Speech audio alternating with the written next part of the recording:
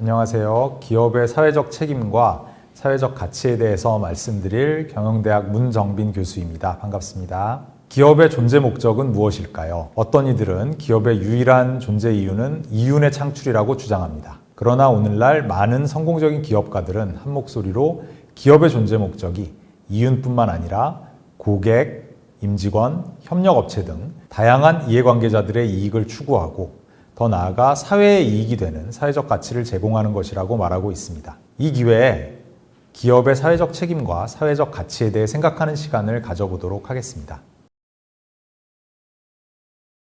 경영학의 대가인 마이클 포터 교수님은 하버드 비즈니스 리뷰에 2006년에 기고한 논문에서 성공적인 기업은 건강한 사회를 필요로 하고 동시에 건강한 사회는 성공적인 기업을 필요로 한다고 말씀하셨습니다. 기업이 일자리와 부우, 혁신을 창조하는 데 있어서 가장 효과적인 제도라는 점은 의심의 여지가 없습니다. 하지만 기업이 필요로 하는 생산성 높은 노동력의 공급을 위해서는 교육과 의료, 공정한 법 집행, 그리고 지속 가능한 환경이 필요합니다. 이런 것들은 건강한 사회만이 공급을 해줄 수가 있습니다. 따라서 기업과 사회의 관계를 서로 대립적인 관계로 보기보다는 상호 공유 가치를 찾을 수 있는 방향으로 설정하는 것이 바람직하다고 볼 수 있습니다. 기업이 경제적 가치인 이윤을 추구하는 것은 당연합니다. 그런데 이 경제적 가치의 추구에도 두 가지 전혀 다른 방법이 있을 수가 있습니다. 첫 번째는 이해관계자들을 쥐어짜는 방식이라고 말씀을 드릴 수가 있고요. 다른 한 가지 방법은 이해관계자들과 상생, 소위 말해서 윈윈하는 방식이라고 말씀드릴 수가 있습니다. 비교를 해보시면 두 번째 방법이 더 지속 가능할 것이라는 것을 잘 알 수가 있고요. 이러한 상생의 방법을 달성하기 위해서는 혁신이 필수적이라고 말씀드릴 수가 있습니다. 그래프를 통해서 이와 같은 점을 자세히 알아보도록 하겠습니다. 가운데에 있는 막대를 보시면 기업이 생산하는 총 가치를 이해관계자별로 나누어 놓은 것을 볼 수가 있습니다. 기업이 자연 상태에 있는 원자재에서 시작을 해가지고 협력업체를 통해서 중간재를 공급을 받고 생산활동에서 노동과 자본을 고용해서 생산을 하고 그로부터 이윤을 얻고 판매를 했을 때 소비자들은 소비자 잉여를 얻게 됩니다. 따라서 소비자, 주주, 임직원과 채권자 그리고 협력업체들이 기업이 만들어낸 가치를 나눠 갖게 되는 것이죠. 그랬을 때 주주의 몫인 이윤이 아래서부터 세 번째 칸에 자리를 잡고 있습니다. 이 이윤을 증가시키는 방법에 대해서 한번 생각을 해보겠습니다. 우선 왼쪽 방향으로 가는 방식을 생각을 해보죠. 그러면 기업이 생산해낸 가치의 총합은 변함이 없음을 알 수가 있습니다. 하지만 이윤, 세 번째 칸은 더 크기가 커졌습니다. 이것은 어떻게 가능했을까요? 협력업체, 임직원, 그리고 소비자의 몫을 줄여서 소위 말해서 쥐어짬으로써 가능했습니다. 반대로 오른쪽을 보시면 이윤이 왼쪽과 동일한 크기로 증가했음을 보실 수가 있는데 이 경우에는 협력업체의 목, 제일 아래쪽 칸, 그리고 임직원과 채권자의 목, 두 번째 칸, 그리고 소비자 잉여, 제일 높이 있는 네 번째 칸. 이 모든 크기들이 커졌음을 보실 수가 있습니다. 따라서 이윤을 증가시키는 데에도 전혀 다른 두 가지 방법이 있다고 말씀드릴 수가 있고요. 이 오른쪽 방법은 소비자, 노동자, 임직원, 채권자, 협력업체들과 상생, 윈윈하는 방식의 이윤 증가라고 말씀드릴 수가 있고 이것이 가능했던 것은 기업이 만들어낸 총 가치가 혁신을 통해서 증가했기 때문에 가능했다고 말씀드릴 수가 있습니다. 따라서 이 두 가지 방식을 비교를 해보게 되면 오른쪽 방식, 서로 상생, 윈윈하는 방식이 더 지속 가능하다라고 말씀드릴 수가 있는데 그 이유는 이렇게 이해관계자들이 기업과 함께 더 큰 이익을 누릴 때에만 그 관계가 지속적으로 유지가 될 수 있기 때문입니다. 기업의 사회적 책임은 기업 조직이 내리는 결정이 자연 환경과 사회에 미치는 영향들에 대한 책임을 의미하고요. 경제적 책임, 법적 책임, 윤리적 책임, 그리고 자선적 책임을 모두 망라한 개념입니다. 사회적 책임을 추구하는 기업은 평판이 좋아짐으로써 소비자들이 그 기업의 제품이나 서비스를 더 많이 사용하고 구매하게 되고 더욱 우수한 인재를 끌어들임으로써 생산성이 증가되며 위험을 더 적절히 관리할 수 있는데 특히 건실한 기업을 한순간에 무너뜨릴 수도 있는 소위 말하는 치명적 위험의 가능성을 줄임으로써 기업의 지속 가능성을 높여주고요. 그리고 수익성도 향상이 되고 마지막으로 더 지속 가능한, 더 오래 생존하고 더 오래 번영하는 기업을 만들 수 있게 도와준다고 말씀드릴 수가 있습니다. 특히 수익성의 향상과 관련해서 몇 가지 연구 결과를 자세히 말씀드리도록 하겠습니다.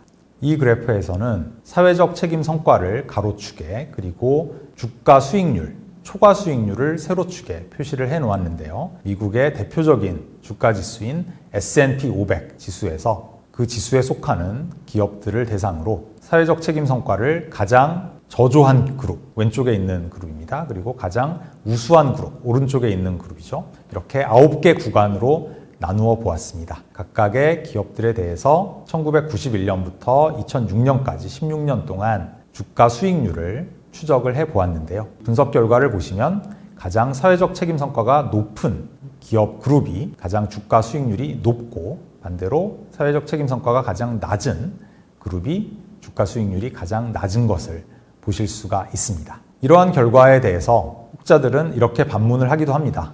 여기에는 닭과 달걀 문제가 있다. 그러니까 인과관계에 문제가 있다라는 거죠. 이 결과가 기업의 사회적 책임 성과가 좋은 기업들이 주가 수익률이 높은 것인지 아니면 그 반대로 주가 수익률이 높은 기업들이 더 여유 자원이 많아서 기업의 책임 성과를 좋게 만들 수 있는 것인지는 알 수 없다라고 얘기를 합니다. 거기에 대해서 2015년에 매니지먼트 사이언스라는 경영학 탑저널에 실린 논문에서는 다음과 같은 결과를 가지고 반박을 하고 있습니다. 미국에서 기업의 사회적 책임 그리고 지속 가능성 관련된 주주 제안들이 끊임없이 나오고 있습니다. 그렇게 되면 이 주주 제안들에 대해서 주주총회에서 의결을 거치게 되는데요. 그러한 의결을 통해서 어떠한 제안들은 가결이 되고 어떠한 제안들은 부결이 됩니다. 이 그래프에 보시면 가로축은 그 제안이 가결되거나 부결된 표차를 퍼센티지로 표현을 하고 있고요. 세로축은 그 제안이 결정이 된, 가결되거나 부결된 그 날에 주식시장에서의 초과 수익률을 표시를 하고 있습니다. 이 제안이 큰 표차로 가결되거나 부결되었다면 주식시장에서도 어느 정도는 그 결과를 예상을 할 수 있었기 때문에 반응이 거의 없을 것이라고 예상을 할 수 있고요. 반면에 근소한 차이로 가결되거나 부결되었을 경우에는 시장이 반응을 할 것이라고 예상을 할 수 있습니다. 이것은 자연과학에서 말하는 통제된 무작위 실험과 가장 가까운 형태의 소위 말하는 자연 실험 케이스로서 사회과학에서 인과관계를 확립하는 데 가장 많이 쓰이는 방법이라고 볼 수가 있습니다. 그 결과를 보시면 근소한 차이로 가결되거나 부결된 주주 제안들, 사회적 책임 성과와 관련된 주주 제안들이 근소한 차로 가결되었을 경우에는 초과 수익률이 양으로 나타나고 반대로 근소한 차이로 부결되었을 때에는 음으로 나타나는 것을 보실 수가 있습니다. 구체적인 수치로 말씀을 드리자면 근소한 차이로 가결된 기업의 사회적 책임 관련 주주 제안들은 그 당일에 0.92%포인트의 초과 수익률을 가져왔습니다. 또한 이러한 근소한 차이로 가결된 기업들은 4년간 추적 조사 결과 자산 수익률, ROA, Profit Margin, 매출액 증가율, 노동 생산성 등에서도 유의미한 증가를 보임으로써 제안의 투표일에 보였던 주식시장의 반응이 정당화가 됨을 보여주고 있습니다. 따라서 기업의 사회적 책임을 충실히 이행하는 것이 기업의 주주들에게도 도움이 된다는 것을 알 수가 있습니다. 사회적 가치란 기업이 생산활동 중에 경제적 가치에 더하여 창조할 수 있는 가치 중 사회적 합의에 의해서 인정받는 가치라고 말씀드릴 수가 있고요. 5가지 방법으로 창조할 수 있습니다. 첫 번째 방법은 공공재의 공급으로서 불특정 다수가 무료로 이용할 수 있는 공공재를 기업이 공급하는 경우를 들 수가 있습니다. 대표적으로 What 3 Words라는 영국의 스타트업 기업은 GPS를 활용한 글로벌 주소 체계를 만들어 보급을 함으로써 물류의 효율화, 긴급 재난 시의 구조의 신속화, 그리고 주소 체계가 잘 정비되어 있지 않은 저개발국의 주민들의 삶의 향상을 도모하는 그런 사회적 가치를 제공하고 있습니다. 두 번째로 부정적 외부성의 저감을 통해서 사회적 가치를 만들 수가 있습니다. 외부성이라 함은 경제활동의 어떤 효과인데 거기에 대한 금전적 보상이 따르지 않는 그런 것들을 얘기를 하는데요. 부정적 외부성의 대표적인 예는 환경오염이라든지 층간소음 이런 것들을 들 수가 있겠죠. 그래서 기업들이 부정적 외부성을 저감하려는 노력들을 많이 하고 있는데요. 대표적으로 우리나라의 네이버 같은 경우는 서버들을 유지하는 데이터 센터를 강원도의 춘천시에 지었고요. 이 춘천시는 우리나라에서 도시 중에 평균 기온이 가장 낮은 도시라고 볼 수가 있습니다. 또한 근처에 있는 소양호의 심층수를 이용해서 데이터 센터를 냉방을 함으로써 에너지 사용량을 줄이고 있고요. 이런 식으로 에너지 소비량을 줄이고 환경오염을 줄이는 노력들을 하고 있습니다. 다음으로 긍정적 외부성의 창조를 통해서 사회적 가치가 만들어질 수 있다는 점을 말씀드릴 텐데요. 세계적인 아웃도어 의류 업체인 파타고니아 같은 경우는 컨자라는 이름의 다년생 작물을 개발을 했는데요. 이 컨자의 특징은 뿌리가 굉장히 땅속 깊이 파고 들어갑니다. 그 얘기는 공기 중에 있는 탄소를 흡수해서 많은 성장을 한다는 얘기죠. 따라서 탄소 고정 효과가 굉장히 큰 작물이고요. 이런 컨자를 재배하게 됨으로써 컨자를 활용해서 롱 루트 에일이라는 브랜드의 맥주를 만들어 판매를 하고 따라서 이산화탄소를 줄이고 온실가스를 줄여서 기후변화를 늦추는 그런 노력을 함으로써 긍정적 외부성을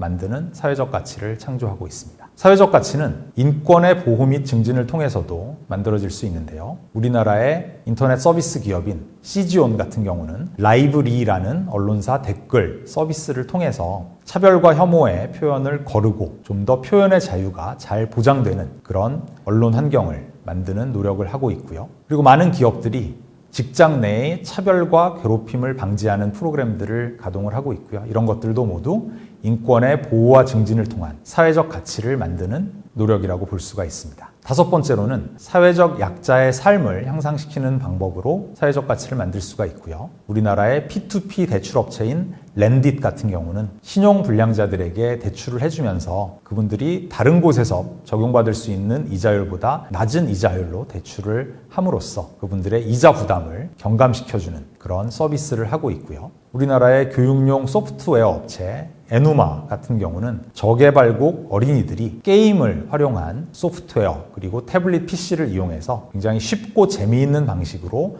언어와 수학을 배울 수 있는 그런 프로그램을 제공을 하고 있습니다. 이렇게 해서 사회적인 약자, 신용불량자, 그리고 저개발국의 아이들 이런 사람들의 삶을 향상시키는 방식으로 사회적 가치를 만들어 가고 있습니다. 올해에는 코로나19로 인하여 전 세계가 어려움에 빠져 있고요. 또한 기후변화로 인해서 산불, 수해, 폭염 등 자연재해도 굉장히 심각합니다. 이러한 사업 환경의 변화에 대해서 적극적이고 능동적으로 대처하기 위해서는 기업의 목적이 단순한 이윤 창출, 이윤 극대화가 아니라 이해관계자들과 상생하는 사회적 책임의 달성, 사회적 가치의 추구라는 인식의 전환이 필요하다고 생각됩니다. 감사합니다.